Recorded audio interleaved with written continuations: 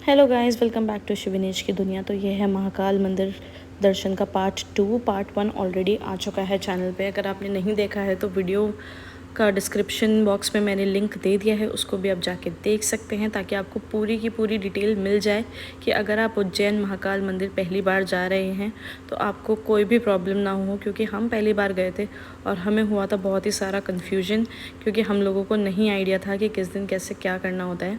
तो पार्ट 2 में आपको बिल्कुल क्लियर हो जाएगा कि आपको कैसे कैसे किस किस दिन कहाँ कहाँ जाना है, क्योंकि वो बहुत इम्पॉर्टेंट है अगर आप भस्म आरती भी देखना चाहते हैं।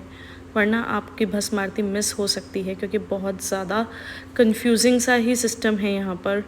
और भस्म आरती का कुछ भी क्लियर नहीं है। ऑनलाइन भी कोविड के टाइम पर होता था, लेकिन अब नहीं होता है।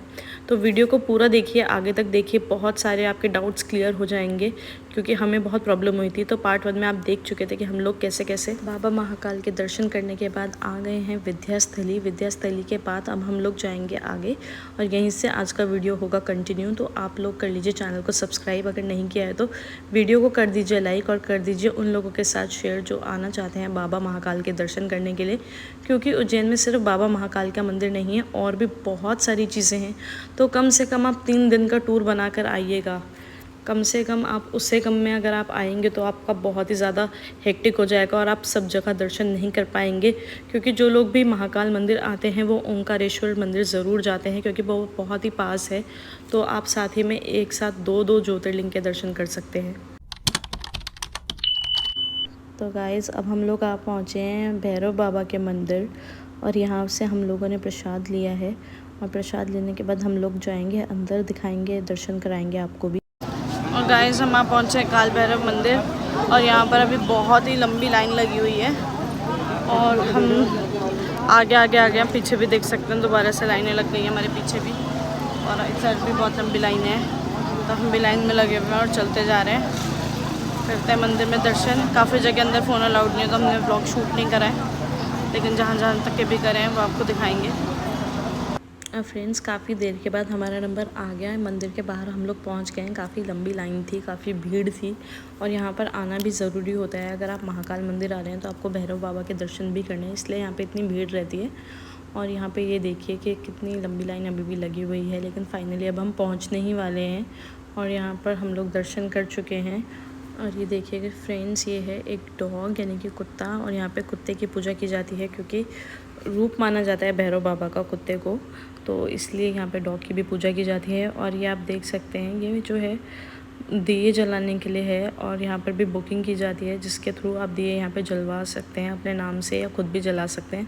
इसकी इतनी डिटेल हमें नहीं पता थी, हमें पहले से नहीं पता था इसके बारे में। यहाँ पे ऑटो वाला भैया पूरे डिटेल में हमें सब कुछ बता रहे हैं, तो आप लोगों को ये शांतिपनी आश्रम में जहाँ श्री कृष्ण सुदामा जी बलराम जी पढ़ाई करने आते हैं, ये उनकी विद्या स्थल है। मंगलनाथ जो विश्ववर्ड में एक ही मंदिर है, जो 9 घरे का मंदिर है, जहाँ मंगलनाथ का जन्म स्थान है, जहाँ शिव जी का पसीना गिरा था। सिद्धिवाड़ जहाँ माँ पार्वती माँ ने अपने हाथों गणेश जी स्थापना की थी, जो श्री रामचंद्र भगवान, सीता माता और लक्ष्मण जी, उन्होंने अपने हाथों से बिठाया गणेश जी को। अच्छा। अपने काल भैरव जो महाकाल के सेनापति, दारू अलावा काल भैरव जो महाकाल के सेनापति है, वहाँ दारू लड़ती है, जो पत्थर की शराब पीती है। गढ़काल 51 शक्तिपीठ है, जहाँ सती देवी के होठ गिरे थे। अच्छा, माता सती के होठ गिरे थे। सती देवी के होठ गिरे थे यहाँ पे। अच्छा, क्या नाम है? हर गढ़कालिका। गढ़कालिका। अच्छा अच्छा, गढ़कालिका। और गाइस, महाकाल के बाद हमने काल भैरव के दर्शन भी कर लिए, और काल भैरव के बाद अब हम और नेक्स्ट मंदिर जा रहे हैं। तो फ्रेंड्स, अब हम वहाँ पहुँचे हैं गढ़कालिका माता मंदिर, जहाँ पे माता सती की होठ गिरे हुए थे, और ये 51 शक्तिपीठों में से एक है। माता सती ने अपने आप को अग्नि में भस्म कर लिया था, क्योंकि उनके पिता राजा दक्ष ने भगवान शिव का अपमान किया था, इसलिए उन्हें ये अपमान बिल्कुल सहन नहीं हुआ, और उन्होंने अपने आप को भस्म कर लिया। और यहाँ पे माता के होठ गिरे थे। और ये देखिए माता की सवारी, शेर, ये तो होना ही है मंदिर में। तो यहाँ पर हमने करे माता के दर्शन, और उसके बाद यहाँ पे बहुत सारी गाय माता भी थी, जहाँ पे इनको हम चारा खिला सकते थे, तो हमने यहाँ पे चारा भी खिलाया है इनको। और उसके बाद हम लोग गए दूसरे मंदिर, और ये है भगवान गणेश जी का मंदिर। और यहाँ पे गणेश जी की स्थापना स्वयं भगवान श्री राम ने करी है, इसलिए इसकी बहुत मान्यता है। तो फ्रेंड्स, सभी मंदिरों के दर्शन करने के बाद हमें ऑटो वाले भैया ने वापस से जो मेन मंदिर है यानी कि बाबा महाकाल मंदिर वहीं उतार दिया। तो हम उसके पास यहाँ पर अब आ गए हैं शाम को कुछ खाने के लिए, चाय वगैरह पियेंगे, फिर देखेंगे क्या करेंगे। पूरा दिन इसमें लग गया, शाम के 5:30 होने वाले हैं अब, और बहुत ही हेक्टिक हो गया हमारा दिन आज का। हम सुबह ही उठ गए थे 7 बजे, मंदिर हम पहुंच गए थे, तब हमें 5 बज गए हैं। तो मैं आपको यही सजेस्ट करूँगी आगे पूरी डिटेल में कि आपको जब आप पहले दिन आओ तो उस दिन क्या क्या करना है। अभी तो हम शॉपिंग करने आए हैं, अपने जो हमारे फ्रेंड्स हैं, रिलेटिव्स हैं, उनके लिए कुछ प्रसाद लेने के लिए, और साथ ही में कुछ छोटे छोटे से गिफ्ट्स हम उनके लिए यहाँ से लेंगे। बहुत बड़ी यहाँ पर ऐसे मेले जैसी मार्केट है जहाँ पर आपको बहुत सारी टाइप की चीज़ें मिल जाएंगी, बहुत ही अच्छे प्राइसेस में। थोड़े प्राइस तो इनके रहते ही हैं, थोड़ी बार्गेन आप कर सकते हो अगर आपको आती है बार्गेन करनी तो। और शॉपिंग करने के बाद हम जाएंगे घर। तो फ्रेंड्स, हम लोग अब आ चुके हैं सारे मंदिरों के दर्शन करके, और थोड़ा आज जल्दी सोएंगे क्योंकि हम लोगों को रात के 12-1 बजे दोबारा से उठकर मंदिर में जाके लाइन में लगना है, भस्म आरती की लाइन में। और आज रात को हम लाइन में लगेंगे तो हमें परसों की भस्म आरती के दर्शन होंगे। और मैं अपने एक्सपीरियंस से बता रही हूँ कि अगर आप लाइन में लग भी जाते हैं 12-1 बजे, तो इस बात की कोई गारंटी नहीं है कि आपको भस्म आरती की टिकट मिल जाए या नहीं मिले, क्योंकि बहुत ही ज़्यादा वहाँ पर 2-2 लाइनें लगती हैं। एक मंदिर के पास, एक मंदिर से थोड़ा पीछे बैरिकेड लगता है, उधर लगती हैं। और जो मंदिर के जो मेंबर्स हैं वो कंफ्यूज करते रहते हैं कि कहाँ से लाइन शुरू होगी, तो ये बहुत ही एक कन्फ्यूजन भरा काम है। Hello guys, good morning. तो हम लोग अभी सुबह सुबह निकले हैं, रात के बजे हैं 2:30, और हम निकले हैं यहाँ पर भस्म आरती के टिकट्स लेने के लिए। अभी देखते हैं टिकट्स, भोले बाबा की कृपा रही तो मिल जाएं और हम भस्म आरती देख पाए। जी बिल्कुल।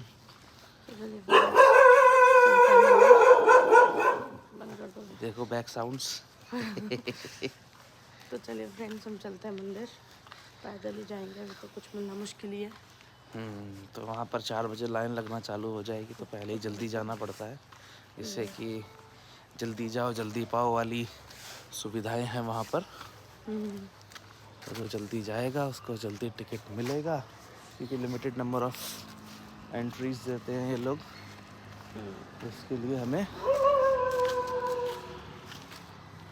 टाइम से जाना पड़ेगा। एग्जैक्टली। फ्रेंड्स, हम लोग पहुंच चुके हैं यहाँ पर मंदिर के बाहर लाइन में, और हमें लग रहा है कि हम थोड़ा लेट हो गए हैं। 2:30 बजे हम लोग आए हैं, और मतलब आइडिया तो था कि थोड़ा जल्दी आना है, बट नींद इतनी आ रही थी कि हम सो नहीं पाए थे, तो थोड़ा सा सो गए। तो 2:30 बज के आने में अभी भी काफ़ी भीड़ है, और यहाँ पर सब लोग लाइन में लगे हुए हैं। तो देखते हैं दर्शन हमें मिलते हैं या नहीं। और फ्रेंड्स, यहाँ पे बहुत ही ज़्यादा कन्फ्यूजन मच जाता है भस्म आरती के लाइन के लिए, क्योंकि जब हम लोग लाइन में लग गए तो हमें, जहाँ पे हम लगे हुए थे मंदिर के बाहर, वहाँ से हमें बोला गया यहाँ से नहीं लगेगी लाइन, पीछे बैरिकेड से जाओ। लेकिन फिर भी मैंने सोचा मैं यहीं खड़ी रहती हूँ, और पीछे पतिदेव को लगा दिया बैरिकेड वाली लाइन में। और बहुत मुश्किल से हमारा नंबर आया है, बड़ी मुश्किल से, बहुत घंटों लाइन में लगने के बाद 5:30 हो गए हैं सुबह के, और हम लोग पहुंच गए फाइनली। अब हमें फॉर्म मिलेगा और हम जाएंगे भस्म आरती के लिए कल को। आज नहीं, कल जाएंगे, कल की आरती के लिए फॉर्म आज सुबह। एक्साइटेड है वेरी मच। जो पूरा प्रोसेस है वो यही है कि रात को आओ, फिर पहले दर्शन की लाइन लगेगी, कन्फ्यूजन सा होता रहेगा कि कहाँ पे लगनी है लाइन, कहाँ पे लगनी है। तो अगर आप 2-3 लोग हो तो अलग अलग जगह लग जाओ, फिर बुला लो अपने, जहाँ से भी लाइन शुरू हो रही है अपने फ्रेंड्स को बुला लो, अपनी फैमिली को बुला लो उधर। तो ये सिस्टम है यहाँ पे, कोई प्रॉपर ऐसा तरीका नहीं है कि हाँ यहीं से लाइन लगनी है, वरना वही फिर बहुत कन्फ्यूजन हो जाए। तो चलिए फ्रेंड्स, मिलते हैं आपसे फॉर्म लेकर। हे गाइस, तो फाइनली हम भस्म आरती का काउंटर की लाइन स्टार्ट हो गई है, 8:30 हो गए हैं सुबह के, और हम रात से लगे हुए हैं लाइन में, और हाँ थक गए हैं, अब तो भूख भी लग रही है। और ये हमारे आधार कार्ड हमने निकालनी है, ये लकीली हम आ गई हैं, तो हो जाएगा हमारा। मज़ा आएगा। तो आपको कैसा लग रहा है?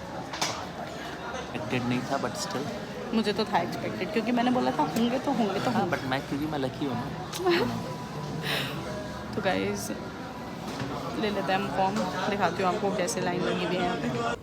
तो फ्रेंड्स, जब आप ऐसे लाइन में लगे हुए होते हैं तो यहाँ पर एक जने को एक फॉर्म दिया जाता है, और उसमें आपको अपनी फैमिली की डिटेल्स या फ्रेंड्स की डिटेल्स फिल करनी होती है आधार कार्ड के साथ। उनका आधार कार्ड नंबर आपको इसमें लिखने होते हैं, ओरिजिनल आधार कार्ड आपको यहाँ पे दिखाना पड़ता है उनका, और एक जने को एक फॉर्म दिया जाता है और उसमें आप एक ही स्टेट के अगर लोग हैं तो आप लिख सकते हैं। अगर आप अलग अलग स्टेट से आए हुए हैं, जैसे कि मैं और मेरे हस्बैंड, इन लोगों का यूपी का है, तो यूपी वाले और उत्तराखंड वालों का अलग अलग होने की वजह से हमने लिए अलग अलग फॉर्म।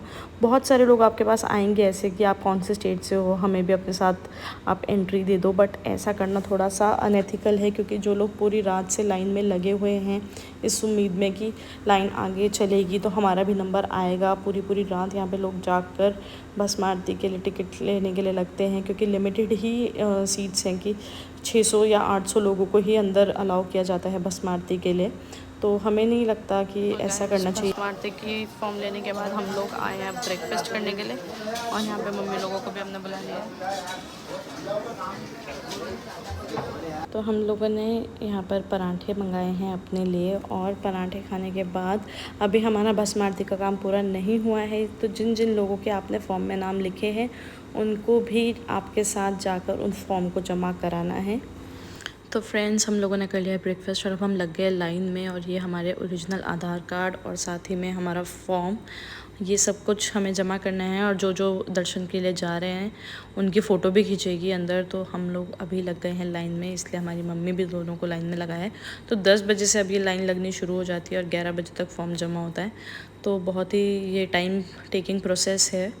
और इसके बाद हम लोग जा रहे हैं ओंकारेश्वर मंदिर, और लाइन में लगे हुए थे और हमें महाकाल की जो आरती का है वो प्रसाद मिला, और मुझे ऐसी बातें करते करते खिला दिया गया प्रसाद। तो ये भी हम लकी हैं कि हमें जो आरती का जो प्रसाद होता है जो भगवान को चढ़ता है वो हमें खिलाया गया। तो हम फॉर्म जमा करके मिलते हैं आपसे।